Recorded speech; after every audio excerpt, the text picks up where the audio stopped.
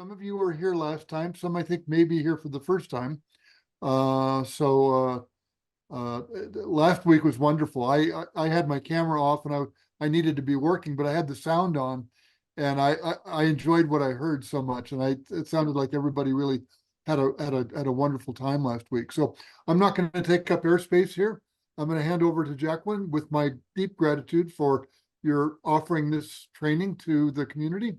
So thank you all, and have a great session today. Thanks, Jeff. Oh, good morning, everybody. It is so good to spend the morning with you. I'm so excited. Today we're going to be talking about drawing inspiration from words for our journal and for our drawings. And it's one of my favorite things. My granddaughter's name for me was Book. So there you have it. And actually my homeopath said I have to get rid of these books because they create mold. And I said, I hesitated, and she said, well, what do you want to do? Do you want to be healthy, or do you want to have your books? And it wasn't an immediate like you would think, oh yeah, well, of course I want to be healthy, but I want to have my books. Anyway, let's see, what do we have here? So just briefly, I wanted to describe the format of what we're going to do today, and then we'll get started with it. So I'm going to have a slideshow, and then we'll do a 10-minute meditation. And then we're going to do a couple drawing exercises together. And then we'll have a conversation. So that's basically this format. And that's kind of like the last one. And it will be kind of like the next one. So there you have it. So I thought we'd start with just a little check-in. And since there's so many of you, maybe in the chat option, you can say your name and where you're sitting right now, and maybe one word about how you're feeling. One word, pick one word.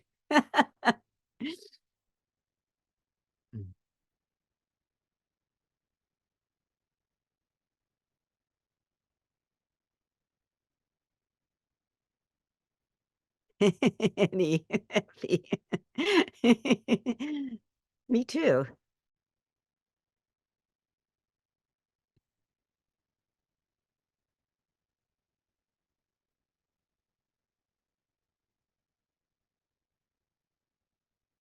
Sleepy. Me too. That's Kathleen. Peaceful, Kathleen. Renee in Canada.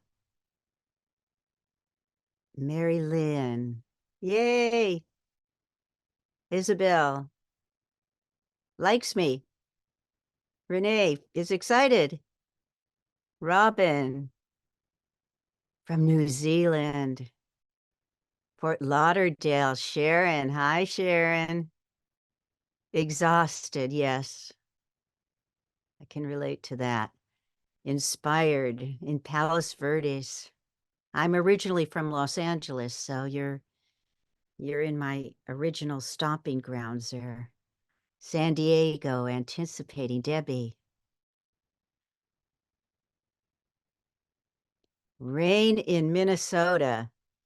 I'm feeling positive. Oh, I thought you were telling me it's raining. I forgot your name's Rain. Okay, do we have everybody? Have you all had a chance to write something in there? Oh, Alan. Liverpool, England. Wonderful. I love this. I love that. Isn't it like we're in real time right now.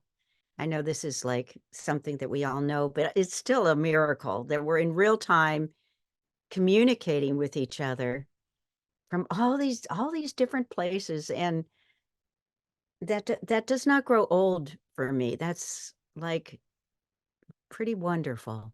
Oh, there's one more. Joan from Winnipeg. Hi, Joan. Welcome. Okay, so I'm going to I'm going to do share screen, and I am going to set up my PowerPoint. And let's see here. I had it last time, I had it set up before. There we go. Oh no. Okay. This thing has to go down. How do I get this down? Oh my God. I can't start this thing with this up here. There we go. All right. There we go. Okay. I'm just going to put this here so it's visually out of my way, or I will put it over here.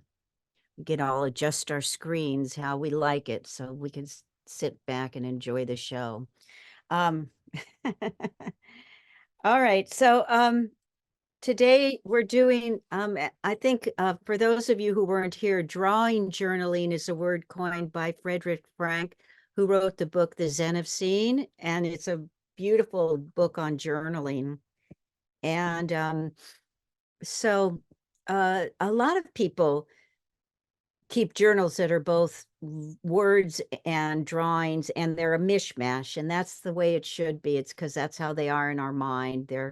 We see things, we think things in words, and so it's just like little snapshots of what we're experiencing. So today we're going to talk about places to draw inspiration from for our drawing and for our journal, places to go for opening our mind to new things and enjoying enjoying that state of mind that is art. Okay. Oh, I know what I gotta do. There we go. Okay. Synesthesia. I can't see your faces, so I don't know how many of you know about synesthesia, so I'll just, oh, Sandy's here. Yay. Okay, let me admit her. Okay. Synesthesia is, I'm going to read the definition here. When your brain routes sensory information through multiple unrelated senses, causing you to experience more than one sense simultaneously, like hearing smells or seeing sound or tasting words. This is the realm of the artist. And I've not been in a class where they've kind of talked about that too much, but this is something that the artist experiences and that I'm going to invite you to play with. So this is a poem by Buson, the Japanese haiku poet, and he was a visual artist too. Listening to the moon. Listening to the moon, that's synesthesia. Gazing at the croaking of the frogs in a field of ripe rice. So listening to the moon, well, a moon is a visual. You look at the moon, but how do you listen to the moon is the question, is the space that he's asking you to enter. How do you gaze at a sound? Gazing at the croaking of frogs. How do you make that leap of gazing at the croaking of frogs? And then, as is the case with a lot of haiku, the last line brings it into a different space. In a field of ripe rice. It just plunks you right there in the field. So you're in the field at night, and there's frogs croaking, and the moon is out. And Busan is inviting you to look at the sound of the frogs. Um, this is something that is psychedelics create this experience, but it also is something that artists experience. Um, I'll say for myself, when I go outside and it's windy, I kind of see the gusts of wind. There's a visual effect for me. Now, I don't actually physically see it. I'm trying to describe for you. It's not a real physical scene, but it's a felt scene. So that's something I'm going to invite you to, um, in this during this week to just play with, like go outside, feel the wind. What does the feeling of the wind, what do you see? I see like swirls and um, parallel lines. And I've done a number of paintings from that. Um, so that is synesthesia, and it's kind of what we're, in a way, thinking about today with combining words and drawing, words and visual representation.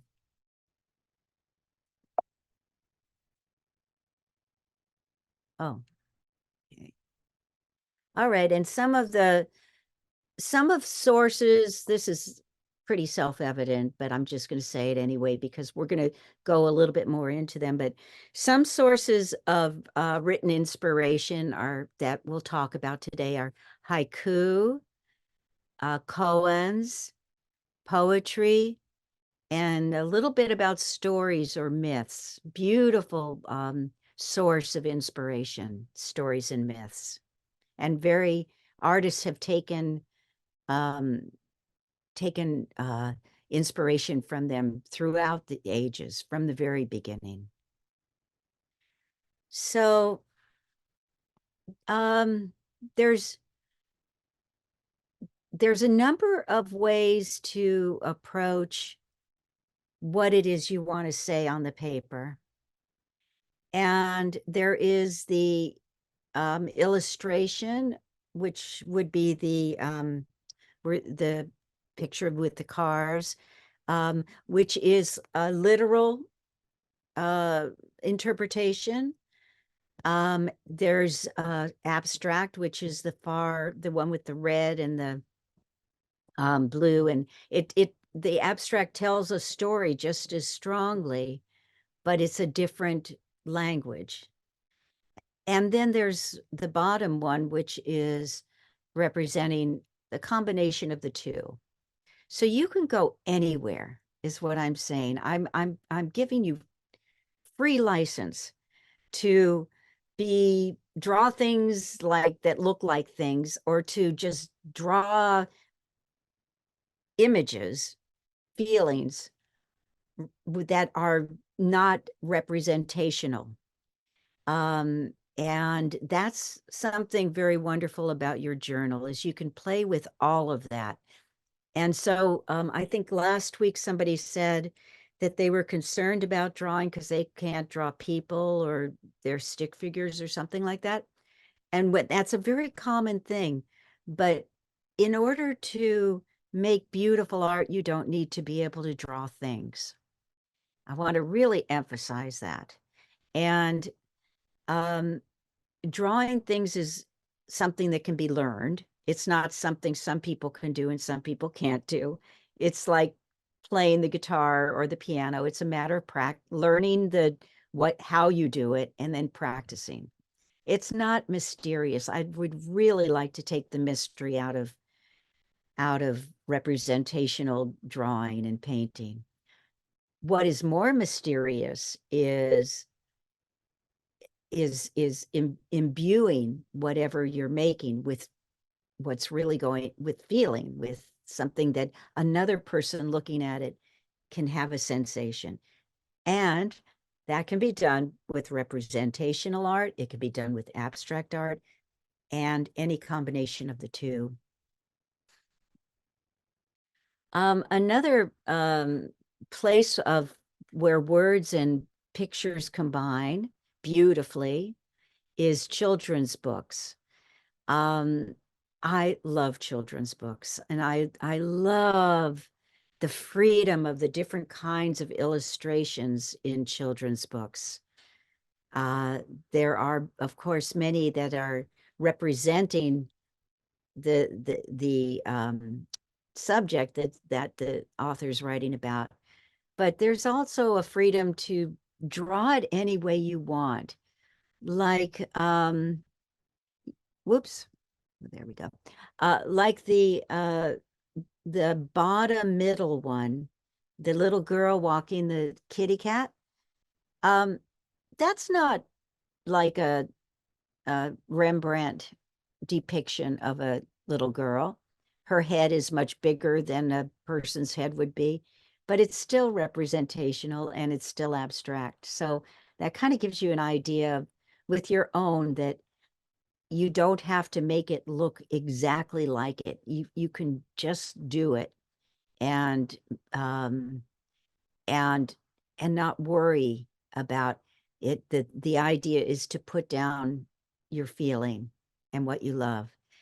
And so anyway, so children's, you might look at some children's book illustrations to see what fun and freedom in drawing looks like. Okay. And then words and pictures are put together for uh what did I call it? I actually have notes. So illustration of ideas. So in other words, colors and lines can represent ideas. The color red is representative of energy, blood, danger, um, uh, warning, and excitement, whereas blue is representative of rest and of the ocean and this sort of thing. And it's just good to know that when you're working with words, you can just work with color. You don't have to do drawings. You can, if a thing makes you feel, if a poem that you're looking at makes you feel peaceful, you can choose colors that are peaceful, and they would be in the cooler end of things. Or if it's a very exciting thing, you might have a little bit of yellow in there or some red. So that's how colors illustrate ideas, and they're very, very powerful and very direct, and it goes right from your heart into the heart of whoever's looking at that. Okay. So getting into specifics, so haiku illustration, there's a tradition in Japan of haiku illustration, and here are a few examples of it. And it's just beautiful. And so in this form, and this is something that later on you may want to play with in your journal, and we're going to do some haiku things later after this too, here today. I want you to notice how where things are placed. Look at, there's a lot of space. There's all of these haiku illustrations really use a nice sense of space that the person looking at it can breathe while looking at the picture, and it's a very relaxing thing. So oh, just a second. So we don't need to fill up all the space, and that's something that I want to invite you to remember when you're working in your journal. that you can leave space. Space is also a statement, and a very powerful and beautiful and important statement. There needs to be a place to rest where in music, it's rests taking, you don't just have a continuous notes and without any rest. There's rests. With dance, it's stillness. With art, it's space. So I think these are the Japanese designs are they're masters of using space and design and saying a lot with the little. So this is one source of inspiration for taking words and combining them with visual, putting them together. Okay, let's see. Okay, where am I? All right. Oh, I did. There we go. So another thing that's interesting is people are doing contemporary haiku illustration. And I invite you to explore that. And I want you to notice how much more abstract these are. So you can get very abstract and still say a lot. You don't need to draw the thing exactly as it is. This one over to the left, it says, count on a few scars. The road is rocky to maturity. Become a quiver. And that's pretty powerful representation of those words. Just that red like that is there's a sense of danger or pain. And isn't that interesting? With so little, they can express that. And I'm going to invite you today to use very little to express the way haiku uses very few words and the way these drawings use very few marks. Oh, wrong direction. So another source of inspiration is koans. I don't know if any of you are working with koans with your Zen teachers, but I did koan study at Pacific Zen Institute, and they're very art oriented there. So one of the teachers did a number of paintings from koans. Her name's Allison Atwell. And in the middle, you see that fox and that drawing that is, she got that. She drew from the koan this to do this representational piece that is also surrealistic, meaning that it's not like a fox in the woods. It's got a number of things like around it with the hands and everything. So these are all these pictures are drawn from koans, and I have a koan today we can look at. So it's just one way to express your koan. If you're working with a koan teacher, you might talk to them about that because it's an option. So I'm going to stop share and let's see here. So is there any questions about what I've said so far before we go on to our doing part of our morning? You ready to do? Okay. So so what we're going to do right now is get really comfortable, find a really comfortable space, and we're going to meditate together. I'll start you by I'll start with a guided meditation, I'll ring the bell once and we'll start a guided meditation. And then I'll let you go off into your meditation. Hi, Sandy. Um, and then we'll get into some interesting, fun stuff to do. So, when the meditation's over, I will ring the bell twice, and we'll move back together. But we're together when we're meditating too. It's a very intimate together when you meditate with people. I'm sure since you're all coming through the Zen door here today, that you've probably all meditated with people before. And it's a very, I find it very intimate. And I'm surprised, during the pandemic, I opened up my studio offered meditation every morning, every weekday morning for 2 years.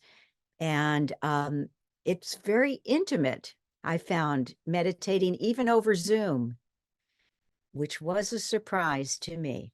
So even though we're meditating, we're all together this whole time. We are connecting.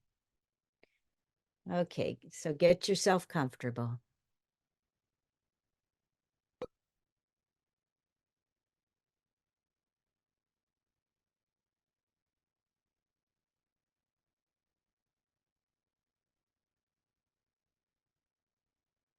So just really feel where you're sitting right now. Be aware of where your body touches the chair or sofa or whatever you're sitting on. Just make a note of the points of contact.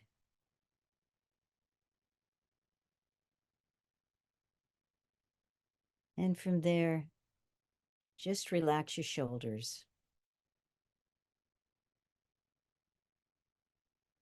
Relax your arms.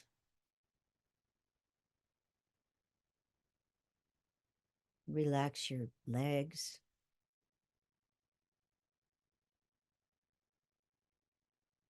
Feel where your legs touch the sofa or the chair. Relax your feet. Notice if they're touching the ground or where they're touching.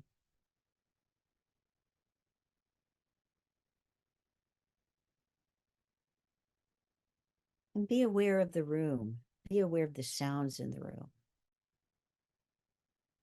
without making any judgments. Just notice them and watch them appear. And when they dissolve, notice that.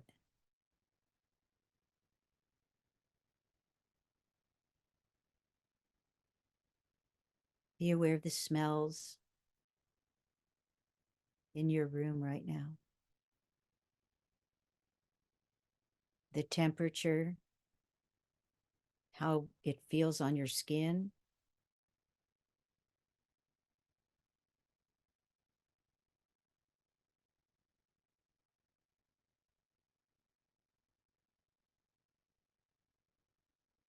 And from there, be aware of your breath without changing anything. Just notice your in breath and your out breath.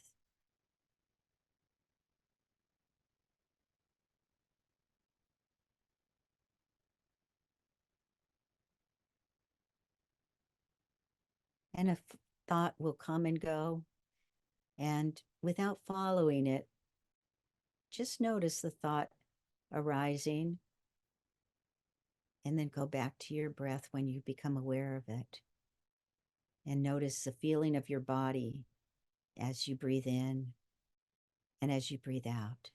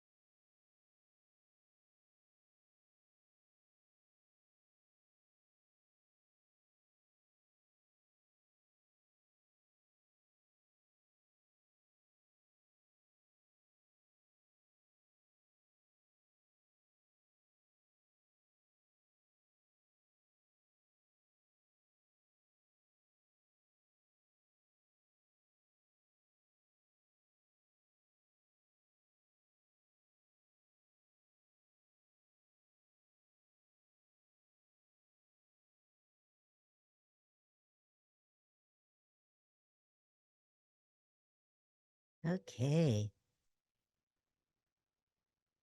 So, take a minute to go find some paper or your journal if you've gotten yourself a journal by this point, and any coloring things or pens or whatever you want to play with today. Um, Pull all of those out, and we're going to do something fun. I'm going to go get the something fun for you.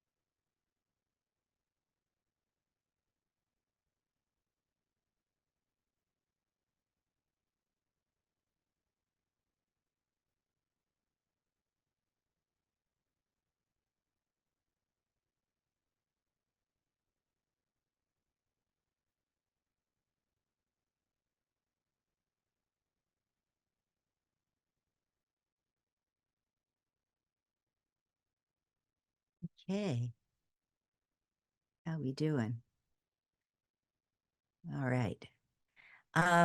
Okay, so what we're going to do is I'm going to read you a haiku poem, and you're going to take 1 minute to put something down. Just first thought, best thought.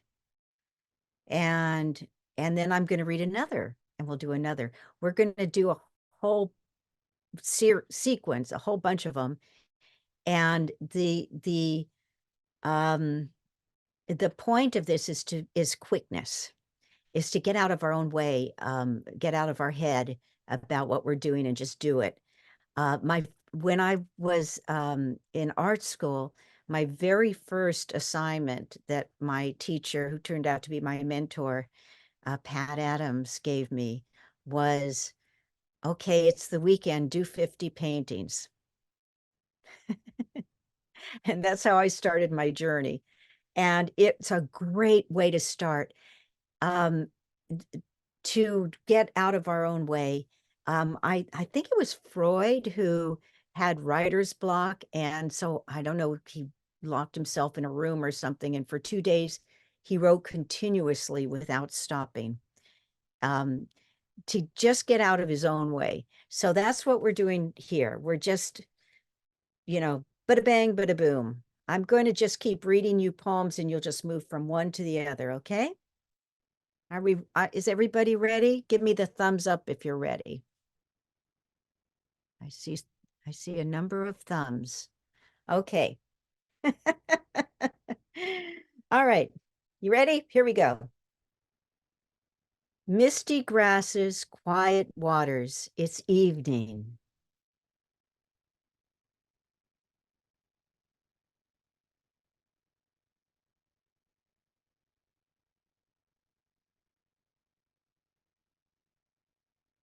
Okay.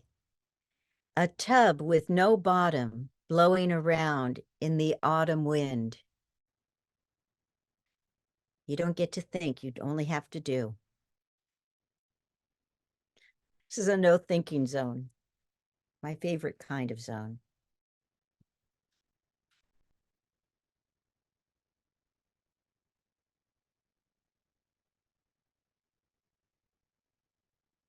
Okay. The two plum trees, I love their blooming, one early, one later.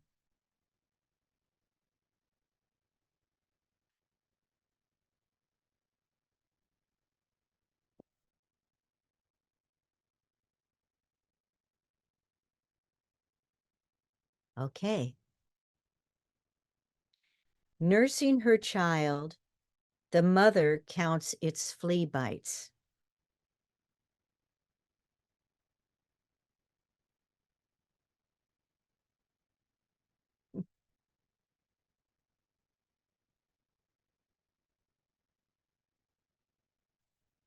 Okay.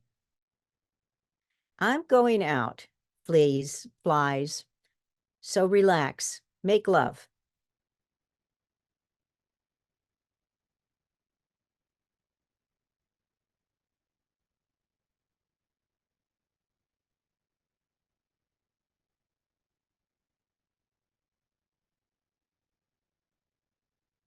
Okay. Even on the smallest islands, they are tilling the fields, skylarks singing.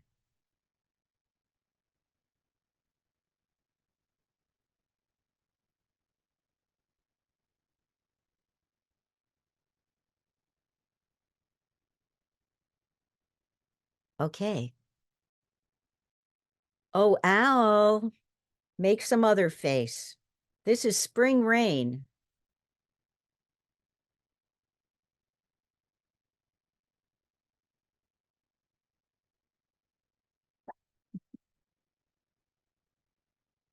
Okay. Don't know about the people, but all the scarecrows are crooked.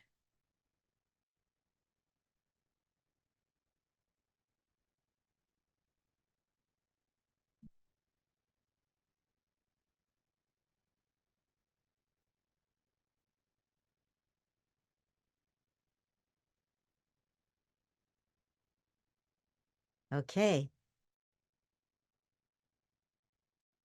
This moth saw brightness in a woman's chamber, burnt to a crisp.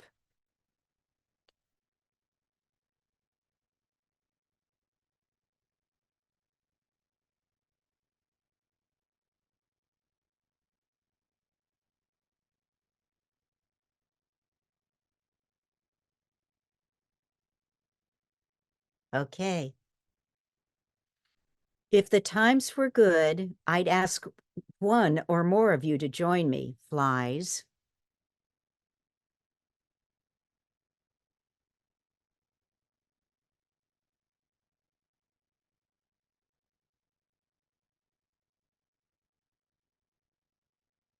Okay. A huge frog and I staring at each other. Neither of us moves.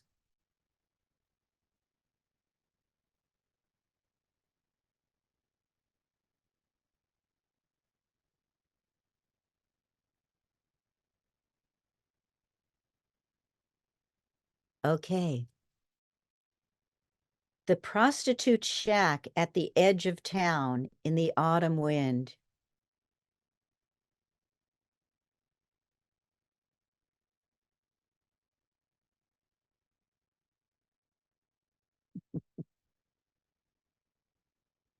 Okay.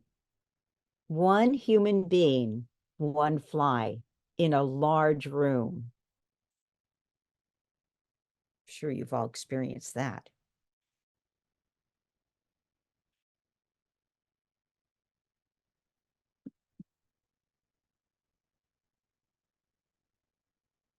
Okay. The toad, it looks like it could belch a cloud.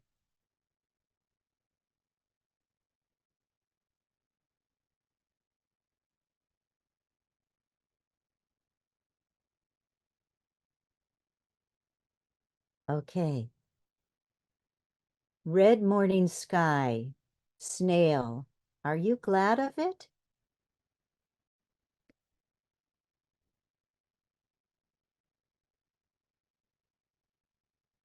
Okay.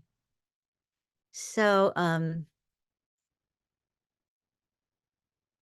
I'd love to hear about your experience of that. If any of you want to tell me how that felt to do that, if you discovered anything, or if it was frustrating or fun or anything. You could raise your electronic hand so I can see you if you want to, say something, if you want to, anything, ask a question, make a comment, anything. Okay, Sandy. Thank you. It was both like frustrating at the same time that it was sort of liberating. So it was just kind of like, get it out there, but it was like, oh, I wanted to get that out there and I didn't have a chance to get that out there. So Yeah, I think that's par for the course, Sandy. I mean, I think that's the nature of the exercise. thank you. Yeah. It was interesting to me to bring myself down to just being simple with it, to not trying to be, just to, even if it was just the flow of a line or something like that. Yeah, it could be one line. It could be just one line. It doesn't have to be a whole drawing, but um it'll be very interesting for you to look at these later afterwards and see what they evoke, because you'd be surprised how much you could get down in just a short amount of time when your thinking isn't getting in the way of what you're doing. And I think that that's what we're doing with Zen, and that's what we're doing as artists, is we are letting ourselves be in the moment.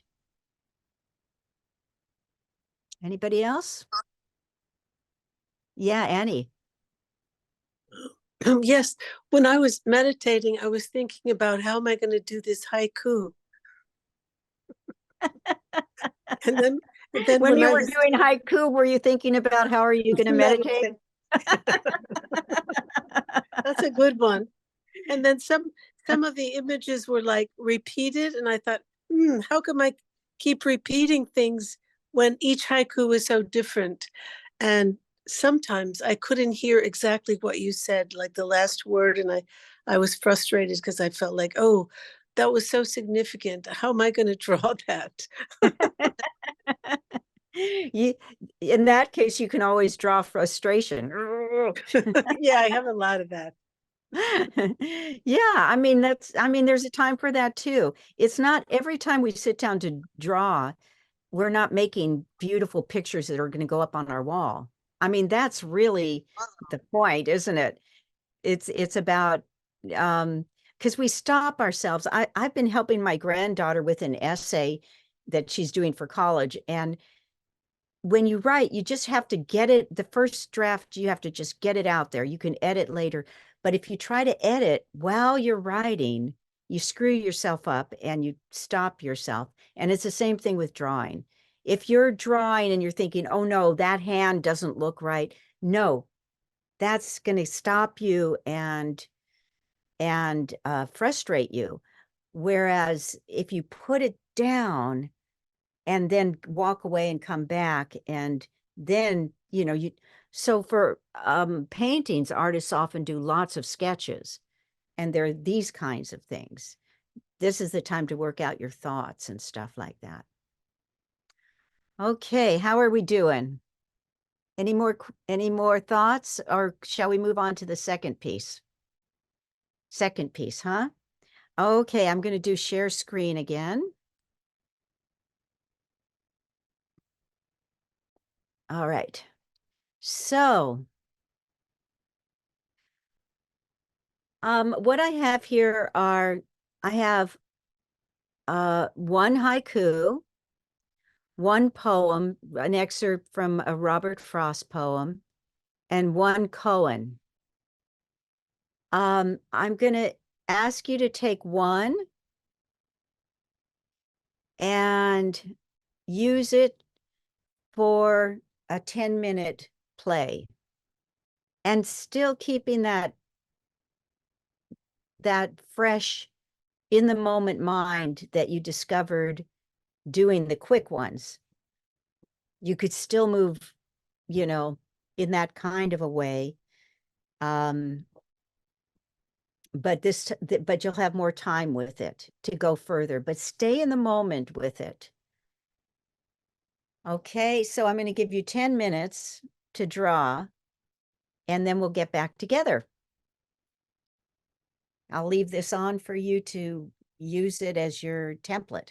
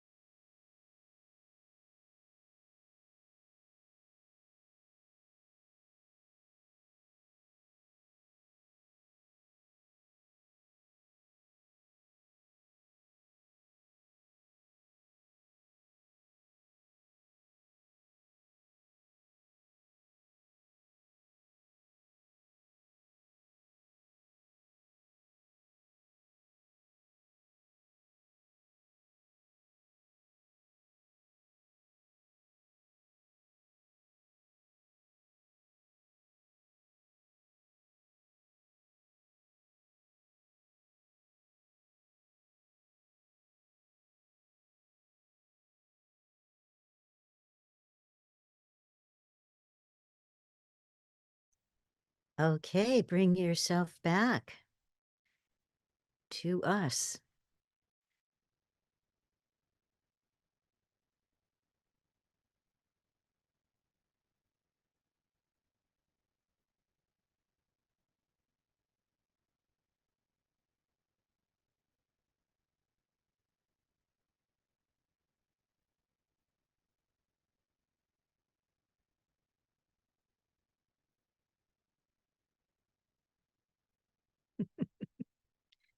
Hi, Sharon Jacobs Brown. Okay, so let's just talk with each other. Uh, I'd love to hear, and if you want to share any of your drawings or just ask any questions or make any observations or have anything at all to say, let's just have a conversation. I guess we have to do it with the hand up thing because of the amount of people.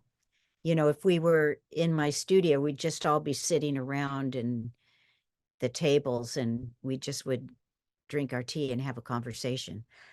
But this is a different situation, so we have to adjust. Um, so I'd love to hear from you about how that felt, the juxtaposition of quick and slower, or anything else.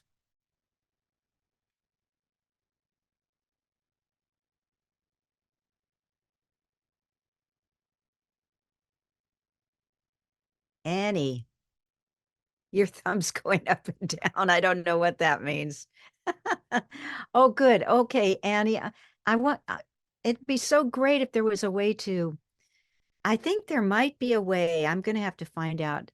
I wish I could see that better. Can anybody see Annie's picture? Can you see that? There we go. Can you tell us about that, Annie? I like those squiggly lines. You're muted. If you're talking, I can't hear you. Sorry, I'm using my phone because my computer's in the workshop now, so I'm doing, technology is really stressed. Anyway, I was very using a lot of squigglies to show mountains dancing, and I wanted to confront the koan about that. So I just kept doing various shapes for the mountains and hearts and being close together and upside down. And yeah, it was just all over the place. How did it feel? It felt liberating. Yeah. And for a while there, I was not thinking, but most of the time I found myself, really thinking about, oh, how should I do this? Or what would be the best way to show mountains dancing, and thinking about that. So yeah. Yeah, yeah. You might want to play with going back into that same koan, and instead of trying to translate it for someone else to see, to just be a mountain dancing while you're, Ah, yeah, okay. Thank you. That's helpful. yeah. Let me know how that feels when you try that. I'd love to hear. Okay. Thank you. Okay, Deborah.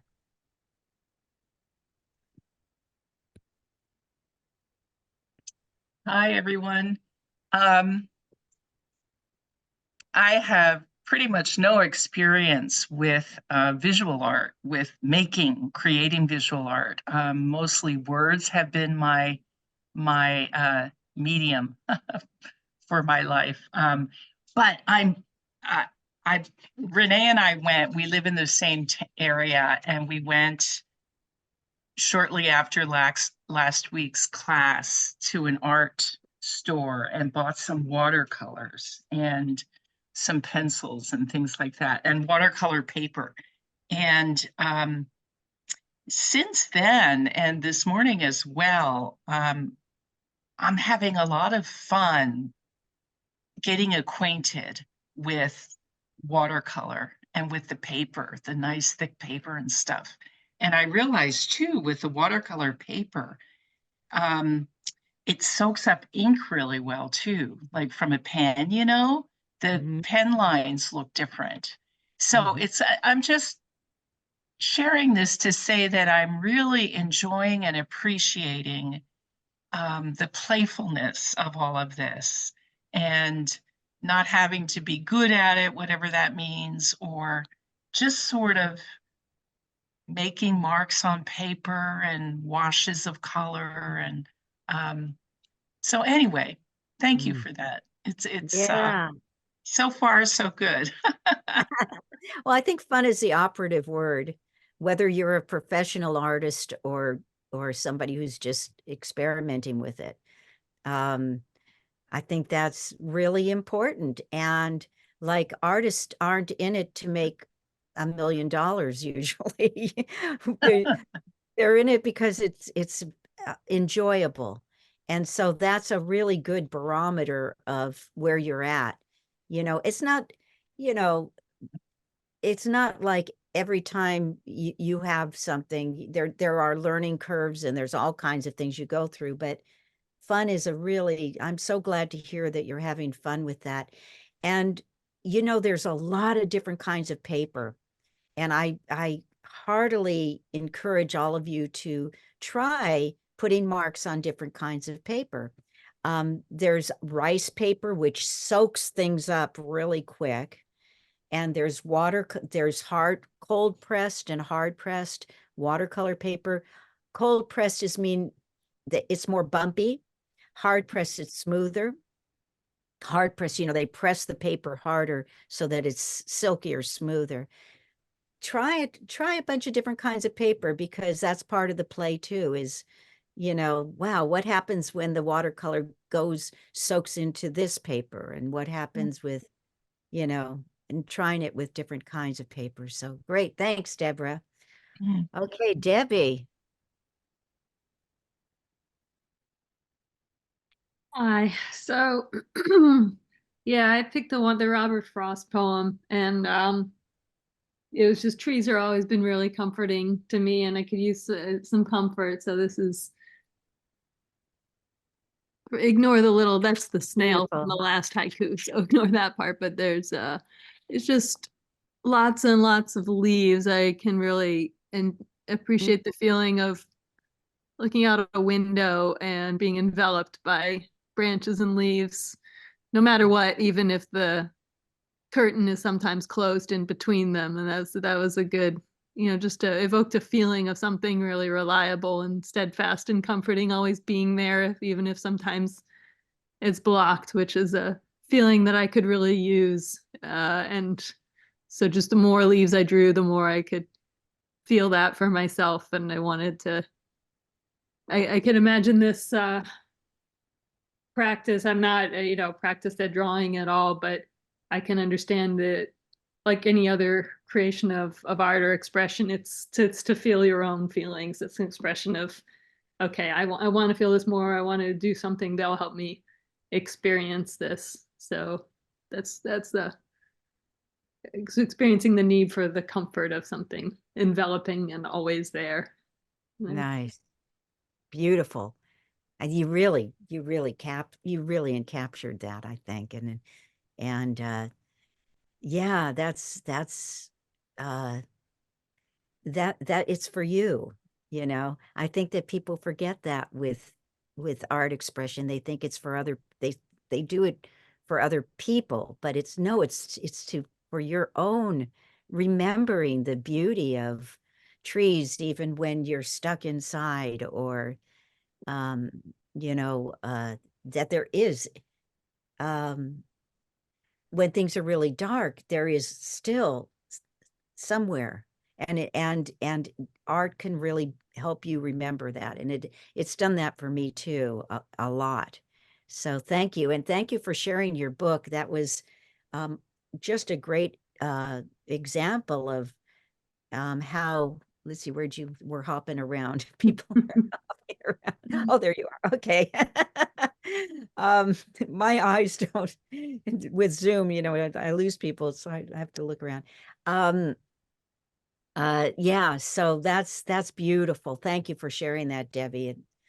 And it'll be really lovely for you to later on, maybe a week, a year, whatever, you'll look at that drawing and it's gonna be a marker for a moment of insight that you had. And that's another really beautiful thing about a haiku, a poem, or any work of art. It's a moment in time that you've captured. And if you were really there in that moment, it's right there. And I saw that in your piece. So that'll be fun to look at later for you. Yes, Mary. You have to unmute. I love to address nature directly. So I came out, The Night Deepens haiku. I came out with a really primitive drawing, and then I wanted to do my own poetry thing. There's a sleeping village, there's the moon, there's the falling water, really simple, but it evolved into, I addressed the drawing. Orange moon in a crescent anchors itself above the mountain. The village snores as water falls eternally plashing its watery lullaby. And I'm going, like, where did that come from? And I just thought like a child, and that's so liberating and so freeing. Lovely. I love this process because, yeah, looks like you say, becoming addressing or becoming the nature really just is so freeing. It takes me out of myself into being a child again, where I want to be, not thinking, not analyzing, Yeah, not making, not making grocery lists. yeah. Thank you. That's where we're going here. That's so great. And you got there, Mary. Not only did you get there, but you jumped, you went from responding to the words by your drawing to responding to the drawing with your words. I think that's fantastic. That's just a lovely leap. Deep bows to you. Deep bows to you, Jacqueline, for And to you, facilitating Mary. me. Thank Deep you. bows to you too. Let's see, Eleanor. So one of the things that I've really been thinking about a lot lately, because I've been just like art, a lot lately, is this idea of having a like trying to draw a specific something, or trying to make a picture of, like, so I picked the mountain dancing, make the mountain dance. So whoops, stuck my finger in the paint. So the first part that I did was the part where you can see that there's a mountain and a person dancing at the bottom, and then on the other side, the more abstract aspect of that. But it's been interesting to me that I feel like it's really challenging to have someone say, draw something that's related to X, Y, or Z, because a lot of times I just sit down, try and get kind of quiet, and just start making something. And of course, most of my stuff's very abstract. I'm not a very good illustrator or anything, but anyway, so it's unfamiliar territory, I guess is what I'm trying to say. And so it's a good edge for me to be on. So. That's great. Yeah, unfamiliar territory is a great place to go. And you'll return to your familiar territory, but you'll return changed.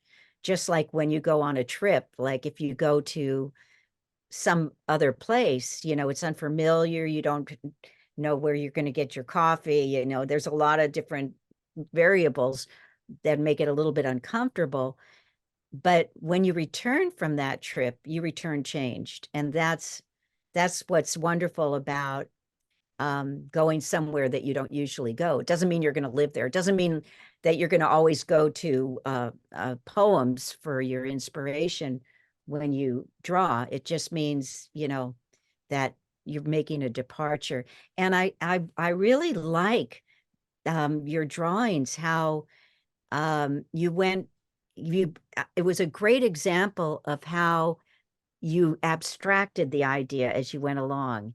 And some people don't, they say, I don't understand how to do an abstract painting, but that's exactly it. You're taking from it and you're going further and further. If you look at Monet's water lilies, they're his water lilies, but it's like they just become more just the colors instead of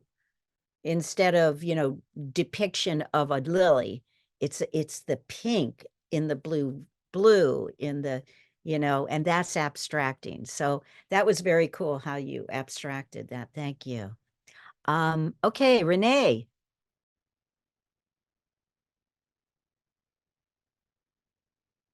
I did the one about the mountain, the cone. Can you just read that to me again? I tried to find it. Oh, Someplace, the cone about the does anybody the dancing mountain, was make it the mountains dance? I think it was. the mountains dance? Mhm. Okay, so I just had fun with using the brush Ah. and just felt lively. Oh, it does. They're dancing. Now, don't you see those mountains dancing? They're dancing. And yet nobody's going to look at that and say, "Oh, there's mountains and but they're dancing mountains." They truly are. And that's all I cared about was just, and when I did these strokes, I did them in a lively way, like dancing in a lively way, and it just was very freeing. And I enjoyed it. I'm having fun with it, and that's Is all I want to do. That's exactly it, Renee. You nailed it there. I mean, you just it's you let yourself just be in the moment. And what you came up with is a very lively piece of art. That if you tried very hard to draw a mountain, it would be harder to, you could do it there, you could do it, but you let it go freely, and you got to experience that, and you're going to look back at that and you go, oh my God. It's because I don't know how many of you were at the first class, but in it I told a Picasso quote where he talked about wanting to draw like a child. So what he's wanting to get back to is exactly what you just experienced, Renee, is the experience of just play. Just play. And it's going to be different for all of us. Like if I play drawing a mountain, it's going to come out really different than what Renee, and if Mary does it or Sharon, it's all going to come out differently because we're different people and we have our signature of who we are. You can't get away from it. If That's anybody magic. has that one line, can they put it in the chat? So, because I'd like to, after the classes, to write down in this what the cone was. Okay, I can do that. I know it's something about a dancing mountain, but I don't Okay, remember. let's just get there. Let's do it right now. I'm going to share screen again. Here we Make the go. mountains dance. Great, thank you. And what does the ZPI stand for? Zen peacemake. Oh, No. Oh, actually, I did it wrong. I always twist those around. It's actually Pacific Zen Center. okay. It's PZI. I put ZPI. I always do that because they're very Thank you. confusing. Make the mountains dance. Thank you very much. You're welcome. Okay. Eva. How do I say your name? Eva. Eva. Okay.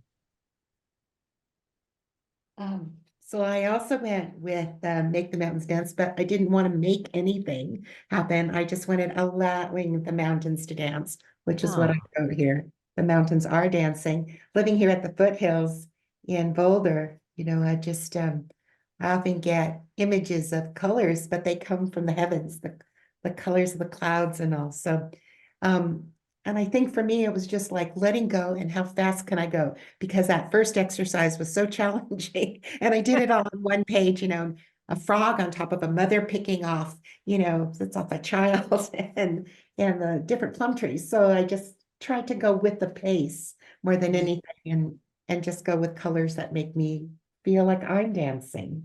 Wonderful. That's so beautiful. Beautifully put, Eva. That's great. Thank you. And look how different your dance is. It's a different dance than Eleanor's dance, but it's just as beautiful. It's just different. Okay. Yeah. So, did anybody, have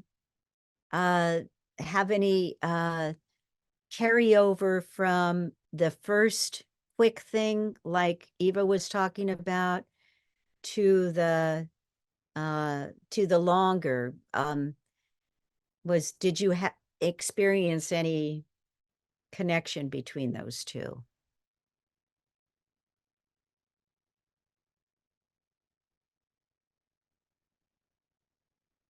Sandy, I actually see your actual hand.